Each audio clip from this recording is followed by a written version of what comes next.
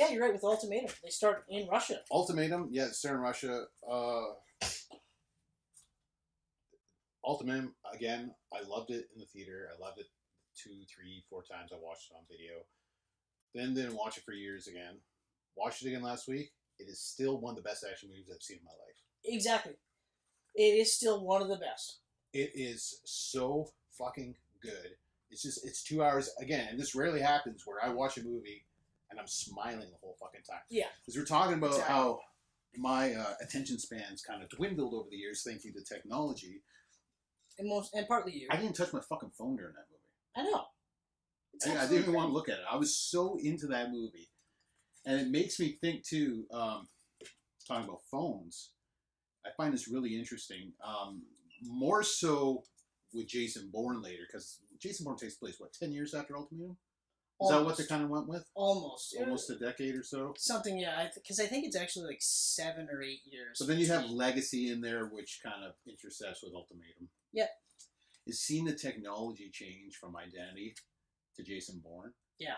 It's incredible. Absolutely incredible. Incredible. Well, and Ultimatum fell in that middle part. In Identity, the first CIA nest, right? Yeah, it's big, just like huge a weird fucking office building. Computer monitors. And they're all cramped together. But then you look in Supremacy.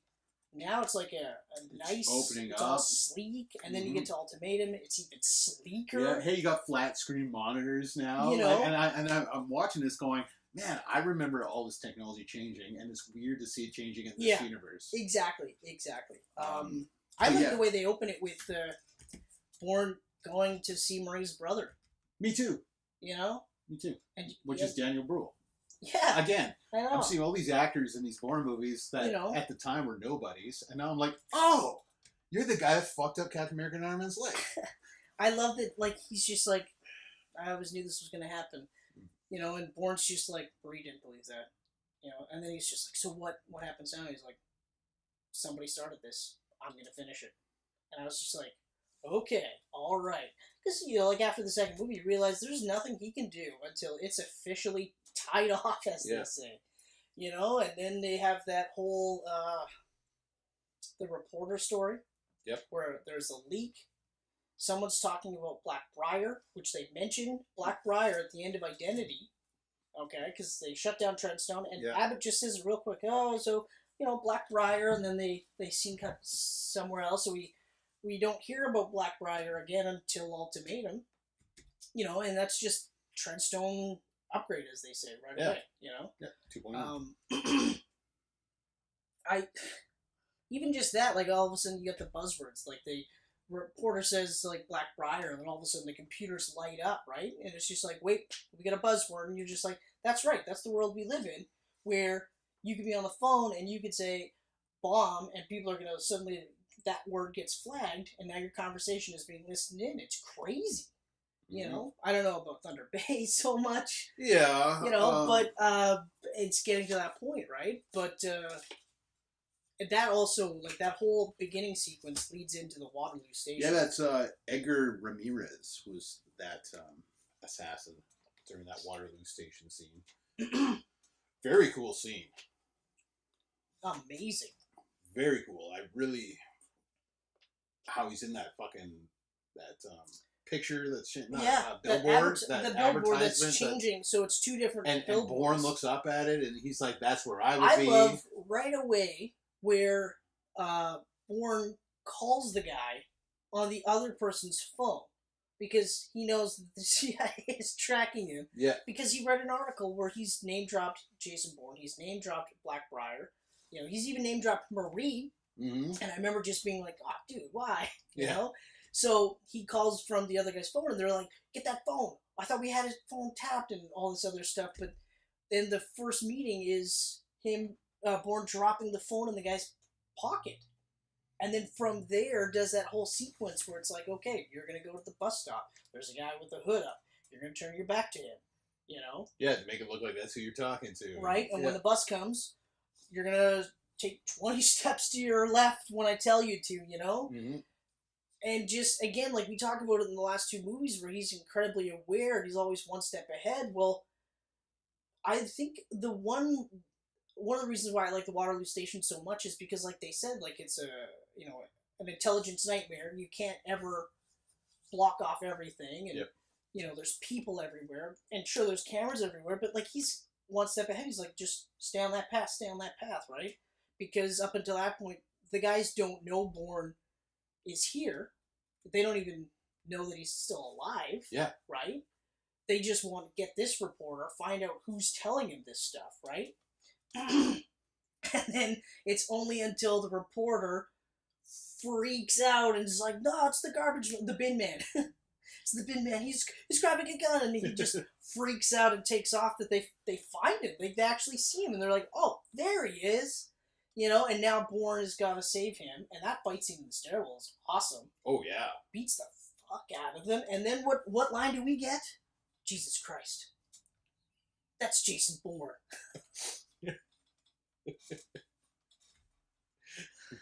I'm waiting so long just to say that line. But, like, it's so awesome that, like, he shows up and it's just like John Wick where they shit their pants. Like, he's still fucking alive. But I still like it that when they see him, then all of a sudden, what's his name? Noah Vosi, the new bad guy. Yeah. For Blackbriar. David Strathairn. Yeah. An excellent, amazing actor. Always a secondary actor. Mm-hmm. Never. And Ezra Miller. He's the other guy. Not Ezra Miller, but the other head guy was Ezra. What is his name? Oh, Scott Glenn. Scott Glenn, yes. Right. Yeah. Stick from Juno. That's right, yeah. He's the he's the Abbott character to Straight Aaron's Conklin character. But both really good. But like, so like of course now he's looking at it like, I'm gonna finally be the guy that takes down Bourne, right? And they call in who? Pamela Landy, because she almost got him last time. And now she's an expert. And it's one of my favorite scenes where they have that breakfast thing. And she just has coffee and he has like an egg white omelet. And he's like, hey, you know, like, work with me, blah, blah, blah. And she's just like, whatever. Enjoy your egg whites. And it's just such a subtle little kick in the nads, like, you're not a real man. I don't see you as a real man. Yeah. You know, I'm not saying anyone who eats egg white omelets isn't a real man, but I just love that that's her line. Like, enjoy your egg whites, pussy. Like, yeah, she was so good in Supremacy. She's even better in Ultimatum. She's way more better. And she's almost pulling like a Bourne, where she's seeing the steps ahead. Exactly. Like, she's starting to. But anyway, so, well, I mean, like, what do you got on your... Because, like I said, I'm going to try not to dominate. Well, okay, I make the point. It's one of the best action movies ever. And easily my favorite Bourne movie. So, there you go. You know what my number one's going to be. Supremacy is my favorite. Oh, interesting. Yeah. Interesting. Supremacy is my favorite. Wow. Okay. Ultimatum is, like, a very close second. Yeah. But Supremacy is my favorite. Supremacy is fucking good, though. The entire supporting cast, again, Albert Finney is Hirsch, right? Yes. He's excellent in this. Yeah. I mean, everyone. Everyone is excellent in these movies. Oh, they really are. No one is bad in these movies. But it was I enjoyed the character and the way he was portrayed. The Morocco scene on the rooftops? Oh, yeah. I'm getting to that part. Nope. I thought I wrote that guy's name down. Oh, yeah. Desh. Yeah. Yeah. Well, Joey Ansa. I've never heard of this guy in my life. No. That guy is my favorite villain in the whole series. Because that whole sequence and the fight, everything about that sequence and that fight, that's my favorite in the entire Bourne universe. It is so good. It stands out. So good. And that beats my second, which would be the Carl Urban scene at the end of Supremacy.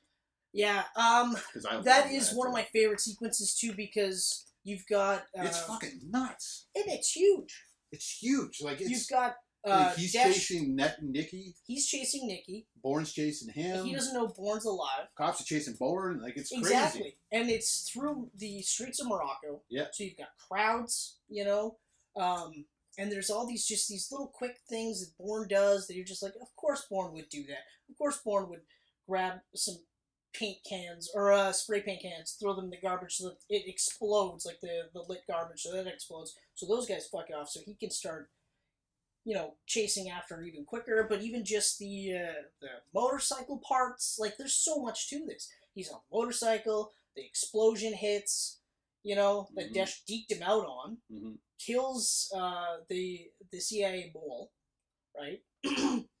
And then we just the whole running off the rooftops.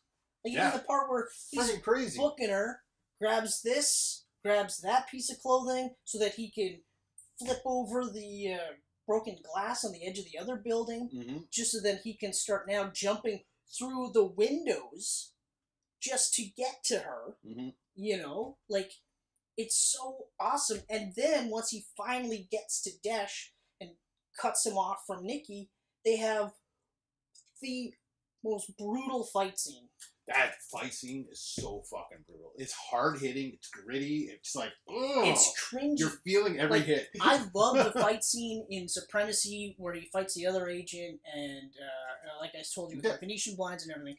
I love that scene. I was like, man, I don't know how they're gonna top it. They not only top it, they annihilate it. Yeah. You know, like there's a candlestick that he ends up using a book to block, and then uses the book to just start hammering him. Like, I'm just like, this is so gross. I know. Then they go to the bathroom, and the bathroom is one of those scary places to fight because it's all that porcelain, you know? And he's got the towel now, and he's dodging the guy's knife, and then they just, and then finally he chokes him out. I know. It's so fucking intense. You know, and then it leads into the scene where now you find out that Marie, not only was she a handler, but she hints that she and Bourne were kind of maybe a little bit more than friends before he went nuts. Oh, Nikki. Yeah, sorry, Nikki. What did I say? Did I say Marie? Right, because Nikki. They do that mirror scene where... And I really like that, too. I like the partnership between Nikki and Bourne in this. Yeah. I enjoy seeing her grow a little more in every movie to the point where she, in this, was... Or like even right at the beginning where he finds her. Yeah. Like he goes to the building for the CIA mole because he sees the pictures of that guy and Hirsch. So he goes to that building and... again, one step ahead of those dudes, and they've got the camera on their guns, and they're looking for Bourne, and then there's that whole, like, light sequence under the door, and they think, that's you, bam, bam, bam, and it's literally a flashlight on a fan, and you're like, man, this guy is too good. Yeah. That's a great scene, and then, of course, she helps him, and yeah, like I said, or like you said, too, like, they expand her role, but none of it feels forced. No. You know? No, because at the end of the day, she's a handler still. Yeah. You know, like, she's helping him out. I love the part where she just goes, it was harder with you. Yeah. You know, and then immediately the look on her face, she doesn't say it because, you know, we banged so much beforehand. It was harder with you. And she looks at, like, the look on her face is just, because she looks at him and he's staring at his hands. Because he just finished saying, like, I see all their faces. Yeah. Every single person I killed, you know, and you're like, something was going on. There was something, yeah. And we don't know what. We never really find out. And I was just like, man, that's awesome. And then they have that Marie-esque scene where he's like, well, now you gotta change your hair color. Now you gotta cut your hair. It's the same style she did in the first movie. Same color, same length. And then finally he goes home. He goes to the US of A. He goes to New York. Bourne comes home. I think that was actually the slogan. That was the slogan. That was the slogan. Bourne comes home. Even that boat ride, too, they're together, and he's just looking off in the water, and she's looking at him because, you know, something happened. Yeah. Right? The whole sequence in New York is also awesome, like, because that's where you find out that's where they ended Supremacy. Yeah, exactly. You know? Like, holy shit. Oh, and Noah is in the room right next door. And exactly. And then it's even cooler, too, when you find out, like, the date of the birth date that she gave him was actually not his. It was the address of the building. Yeah. You know, and you're like, fuck, like, so she gets, like, getting back to Landy, she gets, like, she dials that up. But, that final, like, car scene is insane, where he's in the cop car, and they just destroy New York. But destroy each other, and it's like, that is probably my favorite car scene ever. Yeah. You know? Yeah, it is so good. And it's surprising that they started to use that as like a Bond, or a Jason Bourne movie trope, where it had to have a car crash scene, like a big, huge car scene, because Supremacy had it. And in this one, they have the same thing, but in this instance, Bourne lets the asset live. You know, he doesn't kill him. He had him, dead to rights. He was going to kill Urban. I feel like he was going to kill Urban. I don't think he would. I feel like he was going to kill Urban if Urban made an attempt at that point. He would have. He would have, because he would have had to. Yeah, he at that point, supremacy, he was like, Marie didn't want this. Exactly. You killed her, but she still wouldn't want me to know, kill you. And so he lets the asset live because, and he goes to Hirsch. He wants these answers, you know? And the stuff with Vosey, Fossey, whatever. Something like that. Straight hair or whatever. The stuff with him is great, but like I love the scene where he calls because they do that fake out where he sends Landy to the park. They all follow her. Then he calls from his office. Yeah. And it's like, no, Vosey, tape recorder, opens up the safe and everything. Like, you're just like, oh my God. But I love it. He's just like, well, you should come by my office. We'll talk about it in person. Oh, I doubt that. Because if you were in your office, we'd be in person. We'd be talking in person. Yeah, we'd be having this conversation. You are I know. Ballsy. I love it. Awesome. And they're all like, Jesus, get back. Yeah. Pull a U-turn, and they all fuck off, and then finally, like, it just leads up to the final boss, so to speak, with Hirsch. The final boss. You know, and it's great. I love it because this is where he kind of it kind of throws a spanner in the works, because up until this point, like, you're like, okay, like, you know, he's a good guy and stuff like this, but I love the reveal that he willingly signed up for this. Mm-hmm. Sure. You know, they use those brainwash techniques to really make him into Bourne, but he ultimately wanted this. And I think that's one of those things where it almost, like, it makes you kind of go, oh, yeah, but still, like, I know you're complaining about all the shit they've done to you, but you signed up for this. Yeah. On some level, you had to know. Yeah. You know, and I think that's one of those things where it really works. You know, it's not as black and white as they lead you to believe. Mm-hmm. You know, because, like, how else would you have done this? Yeah, you're not a victim in this. Like, that's right. You put yourself there at one time, whether you remember or not. And Abbott said the same. And Abbott said it. We talked about this, where he goes, she was dead the moment she got in that car. And on some level, Bourne realizes this. Yeah. And I think that's part of the reason why it is really tragic. Like, it's an uplifting ending, because it also ends with him in the water. That ending. Yep. Give me chills. You know, and they talk about how Blackbriar and all this stuff has been brought up because Landy faxes all that top secret documents to the press, and it's just crazy. And then when he walks in and she's like, "You better get yourself a good lawyer or something." Yeah. He sees the fax going through, and he's just like, son of a bitch. Doesn't kill her or anything, because he's just like, everything's over. What's the point? Everything's over. Yeah. You know, and all this stuff comes to light, and they do those press conferences and stuff, and, you know, the Ezra character he's the head of the CIA. And you get to kind of see, like, what else happened with him in Legacy later on, which I like. Exactly. So, I mean, yeah, like, to tie that off at that point, like, it starts with him in the water. Ends with him in the water.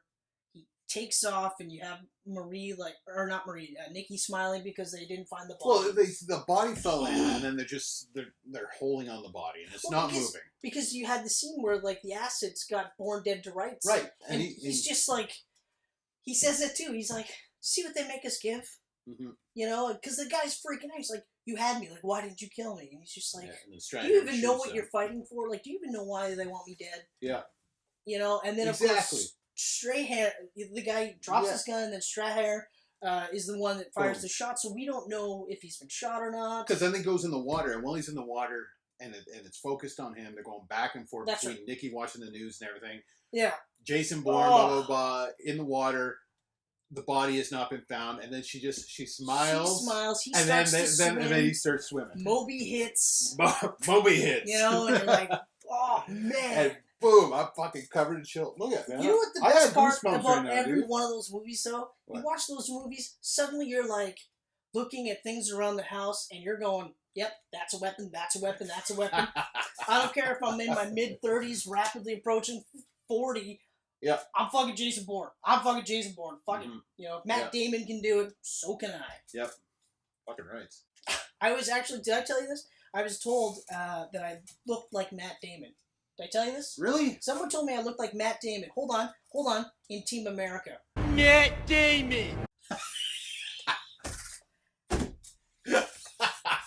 and that's almost beat for beat how... You're probably just like, that's a great compliment. Wow, you just kicked me in the balls. I swear to God, this is Chris Mertier. This is literally how it happened. It was at Sears. This guy I worked with is just like, yeah, one of my friends thinks you look kind of like Matt Damon. I was like, oh, well, that's okay. That's awesome. Kind of cool. And it was like, yeah, like from Team America. And I went, oh, you're the handicapped puppet, Matt Damon. Yeah, and it's not even like Alec Baldwin. It's Matt Damon. Like his only line is Matt Damon.